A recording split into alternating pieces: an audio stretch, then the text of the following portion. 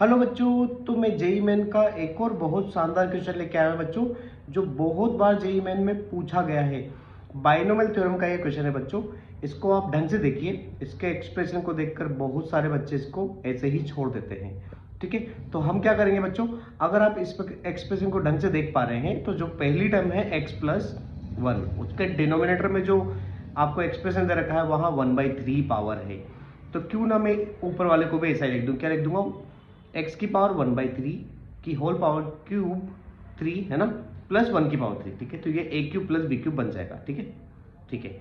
अब दूसरा जो सेक्शन दे रखा है उसमें अगर डिनोमिनेटर में आप देखो x की पावर 1/2 कॉमन लोगे तो नीचे बनेगा x की पावर 1/2 बाहर आ जाएगा, तो x की पावर 1/2 -1। और ऊपर अगर मैं x को लिख दूंगा x की पावर 1/2 का square -1, a square minus b square. ठीक है, तो ये बन जाएगा। तो देखिए एक्सप्रेशन मुझे ये मिल जाएगा, आप ढंग से देख पा रहे हैं। अगर आप यहाँ देखें तो a cube plus b cube जैसे ही यहाँ लगाओगे बच्चों, इसका फॉर्मूला क्या होता है, a प्लस बी, फिर होता है a square plus b square minus ab।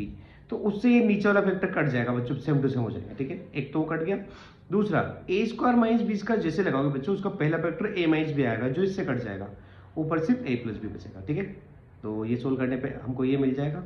अब जैसे ही इसको डिवाइड कर दोगे बच्चों, उसके बाद 1 भी कट जाएगा और एक्सप्रेशन हमारे पास ऐसा कुछ आ जाएगा। ठीक है, अब इसके बाद टी आर टर्म तो निकालनी आती है हमको, टी आर प्लस 1 टर्म। ठीक है, जो क्या होती है 10 CR, इसकी पावर हो जाएगा 10 माइनस आर और इसकी पावर हो जाएगा सिर्फ आर। तो ये मैंने सोल्व कर लिया।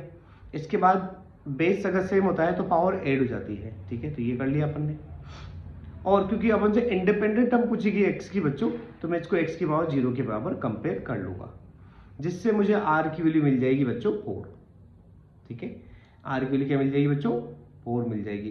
तो यहां से अब कोफिशिएंट की बात की जाएगी, तो हम क्या करेंगे बच्चों, कोफिशिएंट के लिए वही आर की वैल्यू इस एक्सप्रेशन में टी आर प्लस 1 टर्म में यहां रख देना, तो अब उनका कोफिशिएंट आ जाएगा 10C4।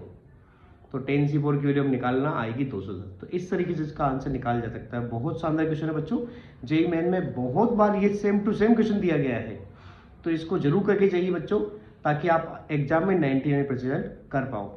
अब ये क्वेश्चन करने के बाद मैं एक क्वेश्चन आपको दे रहा हूं बच्चों, इस क्वेश्चन को भी आप ट्राई करना और इसका आंसर मुझे कमेंट बॉक्स में बताना।